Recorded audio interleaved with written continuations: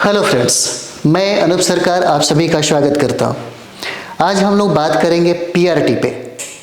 और पीआरटी पे इसलिए हम लोग बात करेंगे कि बहुत ऐसे विद्यार्थी हैं, बहुत ऐसे स्टूडेंट हैं जिनको लग रहा है कि पीआरटी को लेकर के थोड़ा डिटेल्स में समझाया जाए, क्योंकि 1 to 5 की जो बात यहाँ पर आ रही है और इसीलिए बार बार ये कहा जा रहा है कि सर हो सकता है कि इसके बाद मुझे मौका ना मिले, अवसर ना मिले दोबारा एग्ज़ाम देने का, क्योंकि सरकार का रवैया जो है उसे हमें पता चलता है कि हमको जो मौका मिलेगा 4.0 में ही अंतिम रूप से मिलेगा। तो सारे विद्यार्थियों को ये पहले से ये सोचना मिल चुका है कि इसके बाद आपको अवसर दोबारा नहीं मिलेगा। अवसर दोबारा नहीं मिलेगा तो ये आपके लिए अंतिम एग्ज़ाम होगा।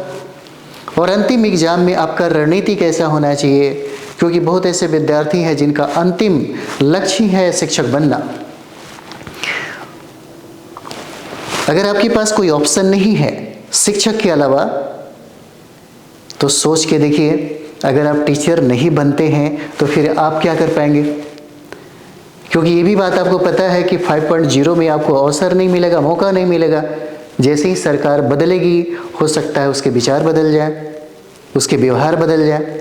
तो हम लोग सिर्फ इसी पे बात करेंगे कि पीआरटी को कंप्लीट करने के लिए हमको क्या करना चाहिए।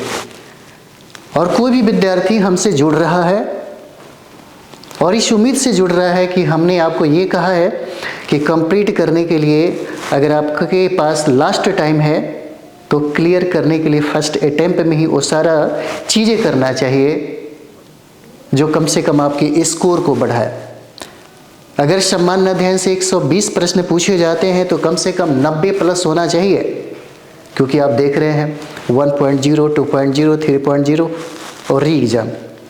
तो कटअप ऐसा नहीं है कि कटअप आपका कम होगा, कभी कटअप कम नहीं होगा। कटअप धीरे धीरे बढ़ेगा। 1.0 में देखे होंगे, 2.0 में देखे होंगे, 3.0, तो कटअप क्या है, बढ़ते जा रहा है। आपको भी बिल्कुल उसी लेवल का तैयारी करना पड़ेगा। ये आपके लिए अगर अंतिम एग्ज़ाम है तो ये संघर्ष आपका है। और याद रखिएगा, संघर्ष में इंसान हमेशा अकेला होता है। जब आप सफल होंगे, जब आप टीचर बनेंगे तो पूरी दुनिया जो है आपके साथ होगी, आपके पीछे होगी। इसलिए ये आपका लड़ाई है। इस लड़ाई में खुद आप नेता हैं, खुद आप लीडर हैं। और अभी जो आपके पास टाइम है, अभी इस टाइम सबसे ज़्यादा जो इम्पोर्टेंट है वो किसी पे डिपेंड होने का नहीं है। हम यही प्रॉब्लम है हम में, जो रियल बताते हैं आपको। फाइट करने का जो फंडा हम आपको बताते हैं एकदम रियल बताते हैं, और यही करना ही पड़ेगा। आज करिए या कल करिए, अगर फाइटर बनना है तो आपको करना ही पड़ेगा। चलिए बात करते रहेंगे हम लोग। फिलहाल हम लोग यहाँ पर जीएस को लेकर के बात करने वाले हैं। कोई भी नया विद्यार्थी हो या पुराना विद्यार्थी हो, हम दोनों के लिए अभी बात कर रहे हैं। चाहे आपकी तैयारी इस बार अंतिम रूप से आप देना चाहते हैं, इसको आकार देना चाहते हैं, तो आपको ये काम करना पड़ेगा। अगर आप चाहते हैं कि एक ही बार में हम क्लियर करें पीआरटी को, तो ये काम करना पड़ेगा। तो सबसे पहले हम लोग अपना टेक्निक देखते हैं, कुछ तरीका होना चाहिए, है ना। तैयारी करने से पहले, जैसे बहुत ऐसे विद्यार्थी हैं पीआरटी का तैयारी कर रहे हैं और उनका तरीका जो है वो गलत है। आप मेहनती हैं, ये हम मानते हैं। आप बहुत ज़्यादा मेहनत करते हैं, ये भी हम मानते हैं। लेकिन अगर आपका मेहनत गलत डायरेक्शन में हो तो फिर रिजल्ट नहीं आएगा, नहीं आएगा रिजल्ट आपका। इसीलिए आपका जो डायरेक्शन होना चाहिए वो सही होना चाहिए। अगर आपके पास 3 चीज़ें हो तो मुझे नहीं लगता कि आपको किसी चीज़ की ज़रूरत है। सबसे पहली बात आपको बताते हैं, सबसे पहली बात आपका होना बहुत ज़रूरी है। बहुत ऐसे विद्यार्थी हैं, उनको लगता है कि हमको शिक्षक बनना है, हमको ऑफिसर बनना है। तो शिक्षक का जो ख्वाब है, जो इमेज है आपके दिमाग में तो चलता है, उसके अलावा भी बहुत सारा चीज़ें चलने लगता है।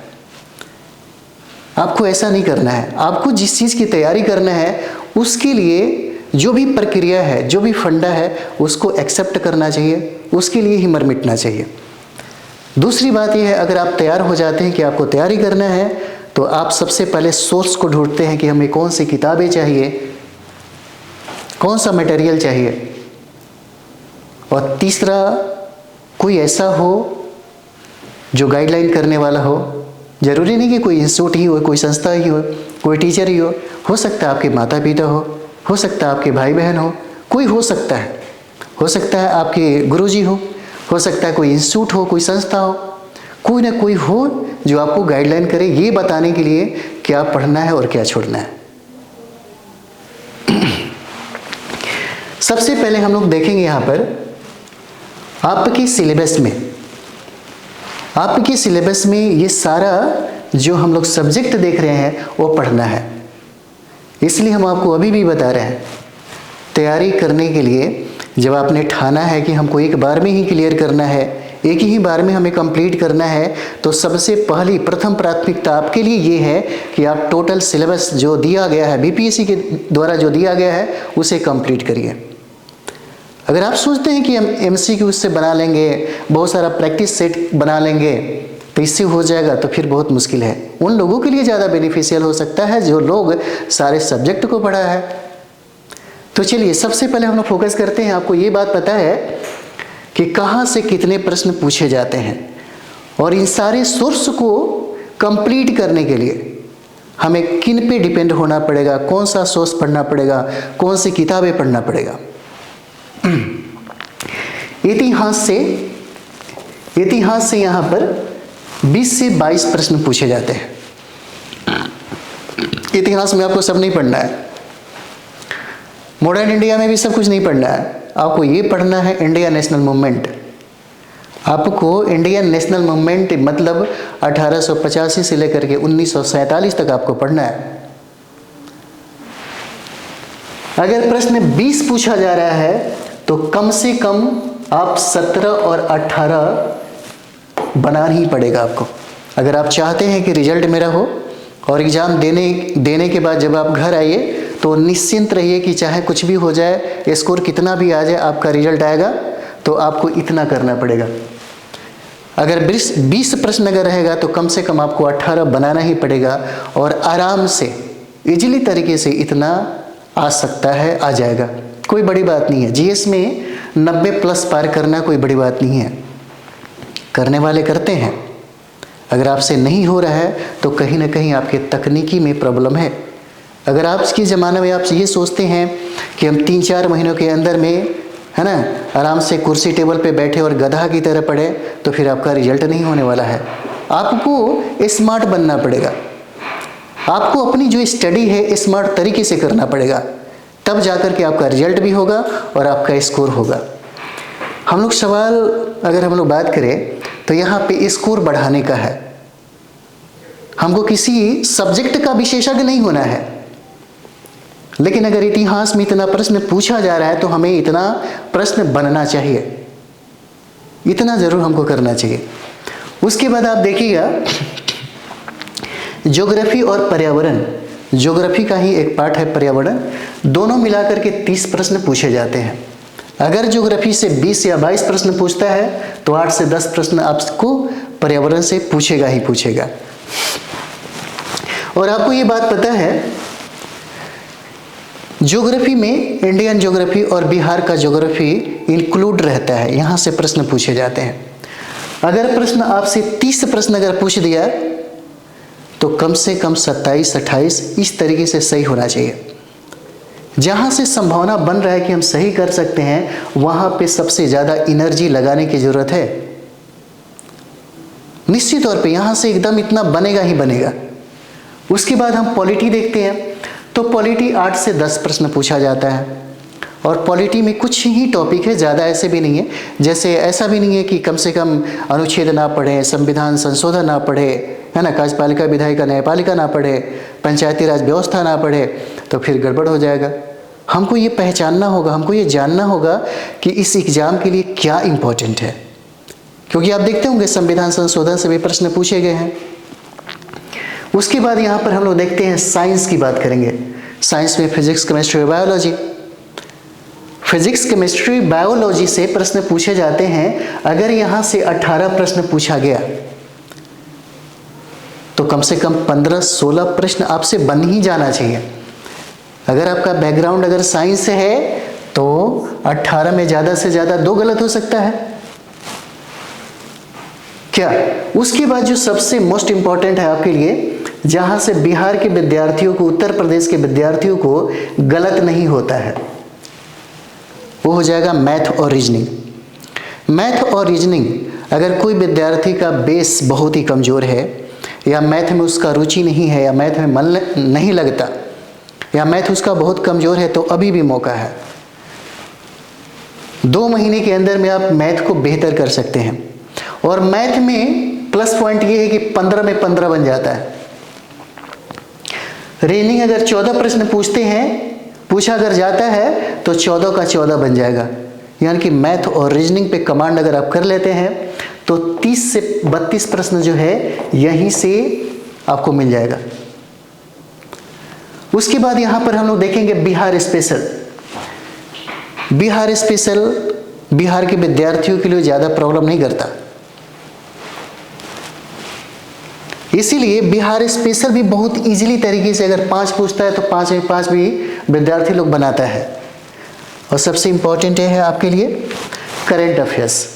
करंट अफेयर्स अगर डेली 2 घंटा अगर आप पढ़ रहे हैं, डेली 2 घंटा एग्जाम तक, और कोई भी एक मैगजीन ले लीजिए और सुबह में उठने के बाद कम से कम 2 घंटा अगर आप पढ़ाई करते हैं डेली, तो 12 से 15 प्रश्न जो पूछे जाएंगे, अगर 15 प्रश्न पूछे जाते हैं तो निश्चित तौर पे 11-12 इतना तक आप बना सकते हैं। उसके बाद हम लोग देखते हैं मिसलेनियस। मिसलेनियस में आप चाहें तो लूसेंट का जो लास्ट में दिया रहता है उसका भी आप कर सकते हैं। और मिसलेनियस में आपके जीवन का जो अनुभव है वहाँ से भी प्रश्न पूछे जाते हैं। बाकी जितने भी सब्जेक्ट आप देख रहे हैं यहीं से कुछ ना कुछ स्पेशली बना देगा। तो मिसलेनियस की कुछ ऐसी तैयारी के लिए ज़्यादा जोर लगाने की ज़रूरत नहीं है, तो ये बन भी जाता है। और सबसे बड़ी बात क्या है, पीआरटी को लेकर के जो बहुत सारे लोग ये कहते हैं बहुत टफ सवाल पूछा जाता है। कुछ टफ नहीं होता, बहुत इजी सवाल पूछे जाते हैं। आप 1.0, 2.0, 3.0 और री एग्जाम में जितने भी प्रश्न पूछे गए हैं एक बार उसका मूल्यांकन करिए, एक बार उसका अध्ययन करिए, उसके बाद आप अपना पढ़ाई स्टार्ट करिएगा। हम आपको क्यों बोल रहे हैं कि अध्ययन करिए, क्योंकि आपको देना है पीआरटी का एग्ज़ाम जिसमें 120 प्रश्न पूछे जाएंगे। और विगत 3 बार जो एग्ज़ाम हो चुका है, री एग्ज़ाम भी हो चुका है, कम से कम उसके प्रश्न का मूल्यांकन तो करिए, कम से कम उस प्रश्नों का अध्ययन तो करिए, ताकि जो आप पढ़ने जा रहे हैं क्या इसका बेनिफिट आपके एग्ज़ाम में होगा। ये बहुत ज़रूरी है। तो यहाँ से 120 प्रश्न जो है ये पूछे जाएंगे। और रिजल्ट के लिए कितना चाहिए आपको? रिजल्ट चाहिए। आप हमसे जुड़े हैं सिर्फ रिजल्ट के लिए। आप इसलिए हमसे जुड़े कि आपको रिजल्ट चाहिए। रिजल्ट को 100% आप देना चाहते हैं तो सबसे ज़्यादा ज़रूरी है कि 90+ आपका स्कोर होना चाहिए। जब दिमाग में ये आता है कि 90+ स्कोर होना चाहिए, कैसे होगा? क्या जैसे बहुत सारे विद्यार्थियों को लग रहा होगा कि सर ऐसे ही कर रहे हैं, ऐसे ही कह रहे हैं, होता है ना, बहुत सारा चीज़ ऐसा है। जैसे मानते हैं कि आप किसी ऐसे व्यक्ति से बात करिए जिसका कभी स्कोर 50-55 से ज़्यादा होगा ही नहीं, और उसको बोले कि हम इस बार 90+ कर देंगे, तो आपका मजाक उड़ाएगा। जैसे में आप अपने मित्रों से जाकर के कहिए कि हमको महीना का 10 लाख 15 लाख रुपया कमाना है। एकदम सीरियस होकर के उसको बोलिए कि हम सोच रहे हैं कि अगले महीना से कम 20 लाख रुपए कमाए महीना का, 10 लाख रुपए कमाए महीना का। उसके दिमाग में चलेगा कि ये लड़का हो सकता है पढ़ते पढ़ते, है ना, दिमाग थोड़ा सा घसक गया हो। लेकिन अगर यही बात किसी अंबानी परिवार से, किसी अडानी परिवार से किसी टाटा के परिवार से अगर आप बोले तो क्या कहेगा? उसको तुरंत लगेगा कि नहीं, ये बंदा कमा सकता है। जानते हैं क्यों? क्योंकि आपकी सोच से कहीं ज़्यादा वो पैसे कमा रहा है। लेकिन आपने अपनी जो जिज्ञासा है, अपनी जो डिजायर है, किससे बताया? एक ऐसे व्यक्ति से जो 500 रुपया कमा भी नहीं सकता, अगर पटना में रूम रेंट लेके रहता है तो अपने माँ बाप पे ही डिपेंड है। इसलिए ज़रूरी है, अगर ये बात आपको कहना है कि हमें 90+ पार करना है, तो ऐसे विद्यार्थी से बात करिए जो 90+ पार करके आपको दिखाता है। उसको लग जाएगा कि हाँ, ये बंदा कर सकता है। तो 90+ पार करने के लिए आपको जो वर्क करना है, हम लोग इसके बाद ही बात करेंगे। तो 90+ अगर पार होगा, तब एग्ज़ाम देने के बाद आकर के घर पे आप सो जाइए, रिजल्ट आपका 100% रहेगा। नेक्स्ट हम लोग यहाँ पर आएंगे।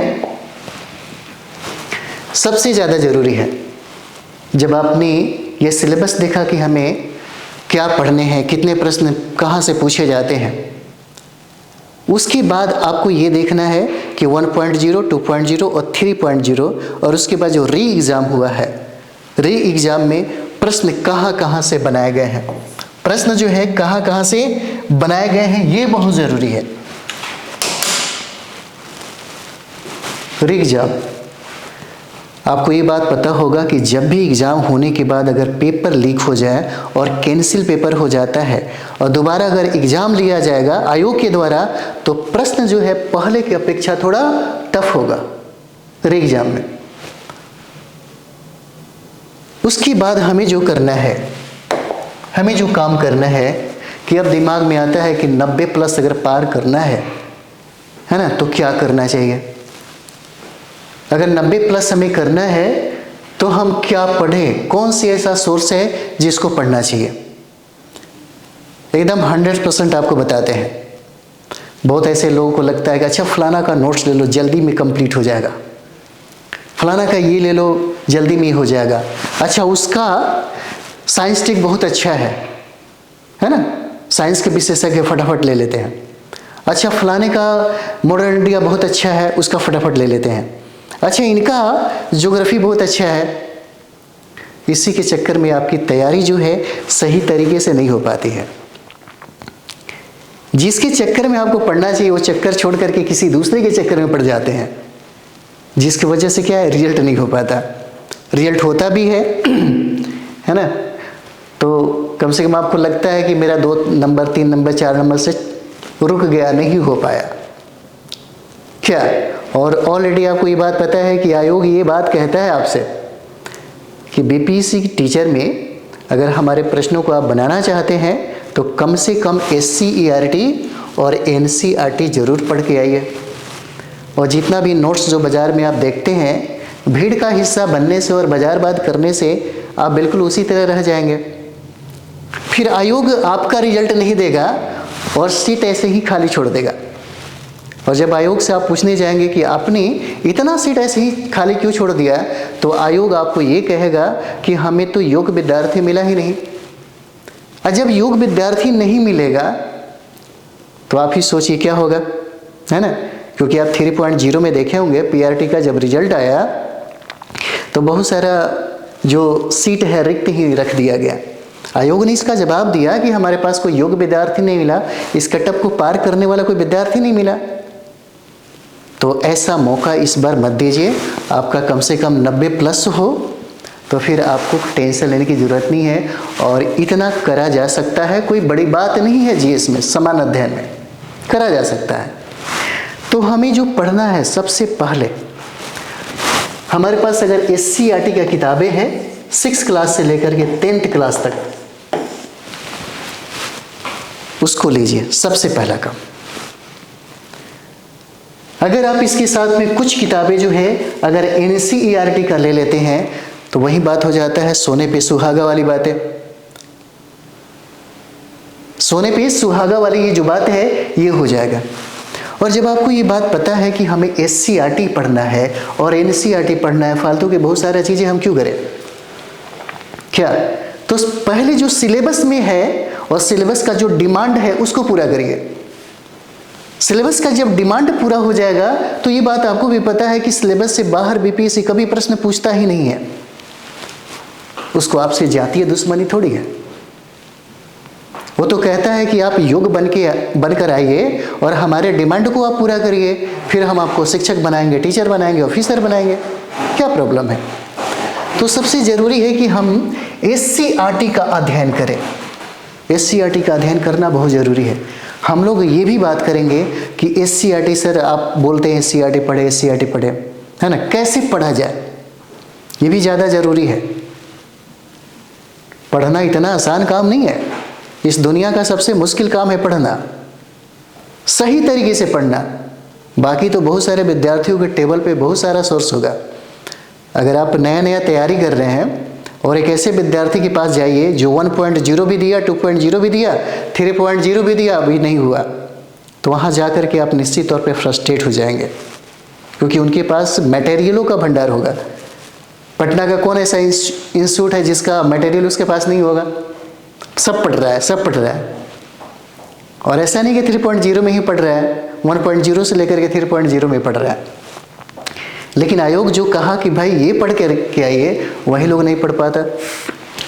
तो SCERT और NCERT का अध्ययन करिए, और उसके बाद जो सबसे ज़रूरी काम है, आपके पास कुछ भी हो जाए, देखते हैं कभी कभी क्या होता है कि आपसे कम पढ़ा लिखा, है ना, थोड़ा सा कम मेहनत करने वाला जो स्टूडेंट है, जो विद्यार्थी है, वो रिजल्ट लेकर के आता है, और आप दिन रात मेहनत करते हैं फिर भी आपका रिजल्ट नहीं आता। आप 12 घंटा 16 घंटा पढ़ते हैं फिर भी आपका स्कोर उतना नहीं आता। लेकिन कुछ ऐसे विद्यार्थी हैं जो 8 से 10 घंटा पढ़ता है फिर भी आपसे कहीं ज़्यादा स्कोर करता है। वजह क्या है? सबसे पहला, आपको जो काम करना पड़ेगा, कम से कम 10 से 12 घंटा डेली आपको सेल्फ स्टडी करना पड़ेगा। इसके अलावा कोई भी आपको, है ना, ऊपर वाला भी आकर के आपको टीचर नहीं बनाएगा। इससे बड़ी बात हम क्या बोले? ये आपका लड़ाई है। कोई भी आदमी आपको डायरेक्शन दे सकता है।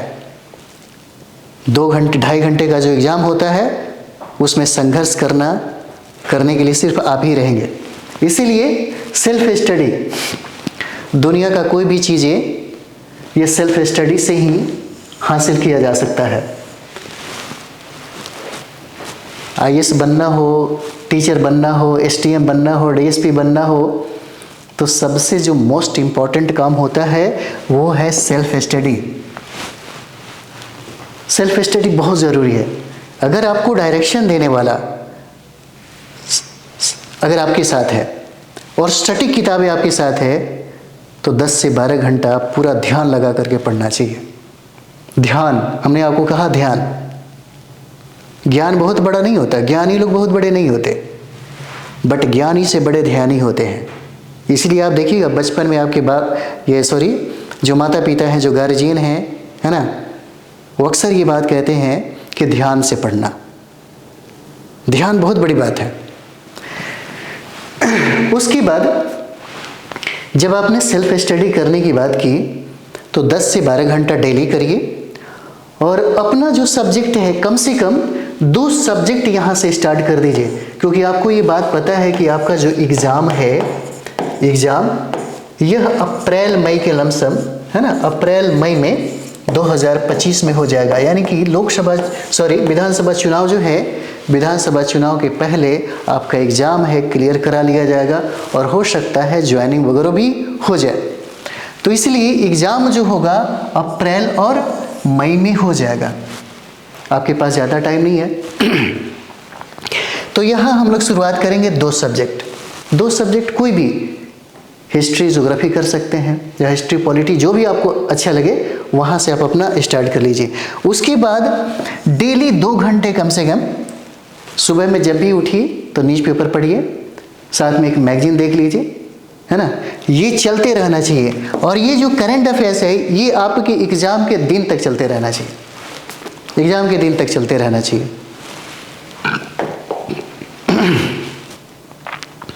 अब हम लोग यहाँ पर, क्योंकि हमें स्कोर बढ़ाना है, और स्कोर बढ़ाने के लिए जब आप SCERT का अध्ययन करते हैं, जब NCERT का अध्ययन करते हैं, तो देखिए पढ़ने का कुछ तरीका है। एक हाइलाइटर खरीद लीजिए, किसी भी कलर का हो, येलो ग्रीन जो भी हो, जो भी आपको पसंद में जो भी है, एक हाइलाइटर लीजिए। और जब भी आप कोई टॉपिक पढ़ रहे हैं, जब भी कोई आप टॉपिक पढ़ रहे हैं, जब आपको लगे कि ये फैक्ट बहुत काम की चीज़ें हैं, बहुत काम के लिए है, हमको इसको रटना चाहिए, हमको याद करना चाहिए, तो उस पर ऐसे कलर कर लीजिए, ताकि जब आपको रिवीजन करना हो तो सारी किताबें पढ़ना ना पड़े, है ना। देखिएगा, एक किताब को पढ़ने में हो सकता है 5 घंटा का टाइम लगे। जब आप रिवीजन करते हैं पहली बार, मतलब पढ़ने के बाद, तो हो सकता है कि यहाँ पे आपको 2 घंटा लगे। लेकिन जब दूसरा बार रिवीजन करते हैं तो हो सकता है 1 घंटा लगे। जब तीसरा बार रिवीजन करते हैं तो हो सकता है 30 मिनट में ही आप फाइनल कर दें। एग्जाम निकालने का सबसे बेहतर फंडा है ये, सबसे अच्छा फंडा है। हमारे विद्यार्थी जो हैं यूपीएससी और बीपीएससी की तैयारी करते हैं, हम यही चीज़ें कराते हैं। और जितने भी 1.0, 2.0, 3.0 में जो ऑफलाइन में हमारे जो विद्यार्थी फाइट किए, टीचर बने, हम यही कर पाए। हमारे कुछ ऐसे ही तरीके हैं, क्योंकि हमें अपने स्कोर से मतलब है, हमारा स्कोर आना चाहिए। विद्वान बनाना नहीं है, न विद्वान बनने के लिए हमसे कोई वहाँ पर इंस्टीट्यूट में हमारे आते हैं। कंपटीशन को फाइट करने के लिए ही लोग आते हैं। और इसीलिए अगर 90 पार करना है तो आपको ये तरीका अपनाना पड़ेगा। एक फ़ायदा है, आपने हाइलाइटर से हाइलाइटेड किया अपने मैटर को। और सबसे जो मोस्ट इम्पॉर्टेंट है, बहुत ऐसे विद्यार्थी हैं जो फैक्ट जो हैं अपने कॉपी पे लिखते चले जाते हैं। ये बहुत मज़ेदार बात है। इस तरह करके देखिए, अगर 90 पार ना हुआ तो बोलिएगा। 90 पार गारंटी है, एकदम गारंटेड बता रहे हैं, 90 पार हो जाएगा, बहुत बड़ी बात नहीं है। जो भी फैक्ट है उसको एक कॉपी में लिखते जाइए। इसका फ़ायदा उस समय होगा जब आप एग्ज़ाम देने के 1 महीना पहले जो रिवाइज करते हैं, जो आप सेट प्रैक्टिस करते हैं, ये सबसे ज़्यादा स्कोर आपको बढ़ाता है। उसके बाद टॉपिक वाइज जो आपने जो टॉपिक पढ़ा, टॉपिक पढ़ने के बाद आपने हाइलाइटर किया उस टॉपिक को, फिर आपने उस मैटर को, फैक्ट को कलेक्ट किया, बाकी कॉन्सेप्ट तो आपको मिल ही रहा है। उसके बाद से जो आपने टॉपिक पढ़ा, टॉपिक वाइज जितने भी एमसीक्यू हैं, जितने भी प्रश्न बनाए जाते हैं, उन सारे प्रश्नों को बनाइए, सारे प्रश्नों को बनाइए। उसके बाद हम लोग आगे देखेंगे, जब हमें एग्ज़ाम के 30 रोज़ पहले हमें क्या करना चाहिए, और यही है आपको, यही आपको सिकंदर बनाता है, यही चीज़ें हैं। पूरे टाइम को आपके पास जो भी 12-14 घंटा है, उसको 2 भागों में डिवाइड कर दीजिए। 30 रोज़ पहले 2 भागों में डिवाइड इसको कर दीजिए। सबसे पहले काम करिए रिवीजन। आपके स्कोर बढ़ाने का एक फंडा है, रिवीजन होना बहुत ज़रूरी है। अगर आप बार बार रिवीजन करते हैं, ऐसा नहीं कि 50 किताबें पढ़ जाइए। रिवीजन के लिए जो मैंने आपको कहा था, जो एससीईआरटी और एनसीईआरटी को जो किताबें आपने पढ़ा है, जो फैक्ट को कलेक्ट किया है आपने, उसी का रिवीजन करना है। बार बार रिवीजन करिए। और टोटल सब्जेक्ट में आपने जो भी फैक्ट को कलेक्ट किया होगा, जो भी हाइलाइटर लगाया होगा, उस सारों को आप यहाँ पर रिवीजन करिए आधा टाइम। और उसके बाद जो आधा टाइम है आपके लिए, उसमें प्रैक्टिस सेट लगाना है। प्रैक्टिस सेट, आखिर कौन सा प्रैक्टिस सेट लगाया जाए? सबसे बड़ी समस्या तो ये हो जाता है, एक ऐसा प्रैक्टिस सेट बताइए, है ना, जो एग्ज़ाम के लिए सबसे इम्पोर्टेंट हो। मार्केट में तो बहुत सारा प्रैक्टिस सेट है, तो हमारे लिए प्रैक्टिस सेट कौन सा होना चाहिए, ये जानना जरूरी है। आपके लिए कौन सा प्रैक्टिस सेट 120 प्रश्नों के लिए फ़ायदेमंद होगा, है ना? कौन सा प्रैक्टिस सेट? क्या कोई ऐसा प्रैक्टिस सेट है जो एससीईआरटी और एनसीईआरटी पर आधारित हो? एससीईआरटी और एनसीईआरटी पर आधारित हम इसलिए आपको बता रहे हैं क्योंकि अधिकतर प्रश्न जो है यहीं से बनाए जा रहे हैं। तो सबसे पहले हम लोग अगर यहाँ पर, है ना, प्रैक्टिस सेट की अगर बात करें, प्रैक्टिस सेट की, तो ये देखिए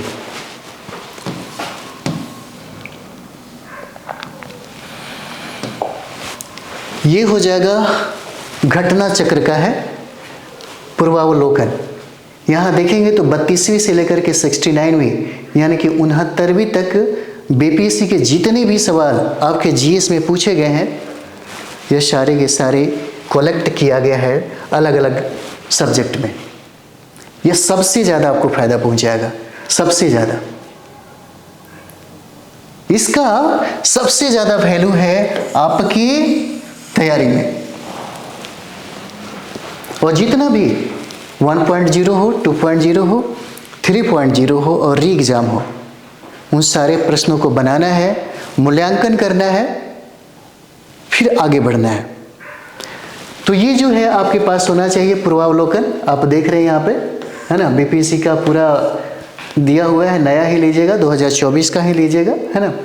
और ये सामान्य अध्ययन है जिसमें सारे सब्जेक्ट है, इतिहास, ज्योग्राफी, पॉलिटी, इकोनॉमिक्स, साइंस, सब कुछ है इसमें, मैथ, रीजनिंग, सब कुछ है। उसके बाद हम लोग यहाँ पर देखेंगे, उसके बाद जो दूसरा हमारा होता है यहाँ पर, दूसरा जो प्रैक्टिस सेट है, इस कंपनी का आप जाइए, है ना, मुझे लगता है कि मिल जाएगा मार्केट में। यूथ कंपटीशन का है समान अध्ययन करके, ये आप देख रहे होंगे यूथ कंपटीशन का। यूथ कंपटीशन में पीआरटी बहुत अच्छा, है ना, वो उसका सेट बना हुआ है। बाकी तो बहुत सारा है, आपको पसंद जो भी आ रहा है आप कर सकते हैं, लेकिन मेरे हिसाब से आप बार बार पूछते हैं आप लोग हमसे, इसलिए हम बता रहे हैं आपको। तो 2 सेट जो है आपके पास ऑलरेडी होना ही चाहिए। फिर ज़्यादा ये क्या बोलते हैं, समाधान को समस्या अगर बनाएंगे तो समस्या बन जाएगा। इसलिए क्या है ना कि समाधान को समस्या नहीं बनाते। उसके बाद हम लोग यहाँ पे बात करेंगे, एग्ज़ाम जो है अप्रैल में हो जाएगा निश्चित तौर पे। और यदि आप चाहते हैं इससे रिलेटेड आप हमसे बात करने को, या कोई भी चीज़ें आप पूछना चाहते हैं, है ना, तो आप हमसे बेशक इस पे बात कर सकते हैं। ये मेरा कॉन्टेक्ट नंबर हो जाएगा 84 060 51 999 है। आप इससे मैसेज कर सकते हैं व्हाट्सएप पे, आप हमसे बात कर सकते हैं। बहुत ऐसे विद्यार्थी हैं जो पूछते हैं कि सर अपना क्लास, बहुत सारे विद्यार्थी खरीदे भी। तो अगर आपको लगता है, ये आपकी मर्जी है, अगर आपको लगता है कि हमें जल्दी करना है, क्योंकि जब कम समय होता है तो बड़ा मुश्किल होने लगता है, तो मेरे बैच अगर आप लेना चाहते हैं, हमसे जोड़ना चाहते हैं, है ना, तो मात्र 799 रुपये में आप हमसे ये बैच जीएस का ले सकते हैं, है ना। बाकी जो भी समस्या आपको लगता है आप बेहिचक आप हमसे बात कर सकते हैं, है ना। तो चलिए आप लोग तैयारी में लगे रहिए। टाइम बहुत कम है, टाइम ज़्यादा नहीं है, और इतना समझिए कि ये फर्स्ट और लास्ट ही है, इसलिए पूरी ताकत लगा देना चाहिए, है ना। बड़ा उम्मीद से घर वाले होंगे कि कम से कम इतना दिन से तैयारी हो रहा है, एक रिजल्ट होना चाहिए। अगर आपके पास इसके अलावा कोई दूसरा ऑप्शन नहीं है तो आपको पूरी की पूरी ताकत लगाना चाहिए, बहुत ज़रूरी है ना। तो चलिए हम लोग मिलते हैं अगले वीडियो में। थैंक यू वेरी मच आप सभी लोग।